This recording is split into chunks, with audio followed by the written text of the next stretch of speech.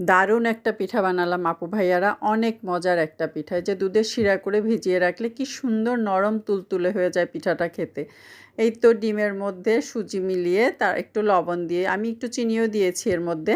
ডিম ফেটিয়ে ডিমের মধ্যে সুজি দিয়ে তার মধ্যে একটু চিনি লবণ দিয়ে কিছুক্ষণ রেস্টে রেখে দিলে 10-15 মিনিট পরেই সুজিটা ডিমের সাথে খুব সুন্দরভাবে সেট হয়ে যায়। এমনভাবে সেট হবে যেন চামচ দিয়ে ধরলে চামচ থেকে পড়ে যাবে, অথবা হাত দিয়ে দিলে সুন্দর করে আটার কায়ের মতো ওই সুন্দর করে পড়বে তেলের মধ্যে। তো পাশের চুলায় দুধ বসিয়ে দিলাম, দুধের মধ্যে একটু গুঁড়ো দুধ দিয়ে দিলাম, সেই সাথে একটু চিনি এবং লবণ দিয়ে দিলাম স্বাদ অনুযায়ী। আর আমি একটু ঘি দিয়ে দিলাম। কড়াইতে তেল দিয়ে তার মধ্যে এই যে আস্তে করে হাত দিয়ে দিয়ে দেখো কীভাবে লেচিগুলো দিয়ে দিচ্ছি। টেক্সচারটা ঠিক এমনই হবে যেন হাত থেকে সুন্দর করে পড়ে যায়। তো এভাবে করে ভেজে সুন্দর করে একটু সময় নিয়ে একটু লাল লাল করে ভেজে তারপর দুধের মধ্যে দিয়ে দিব। এই তো সুন্দর ভাজা হয়ে গেছে। এখন দুধের যে শিরাটা, গরম গরম শিরাটা তার মধ্যে চুবিয়ে রাখবো।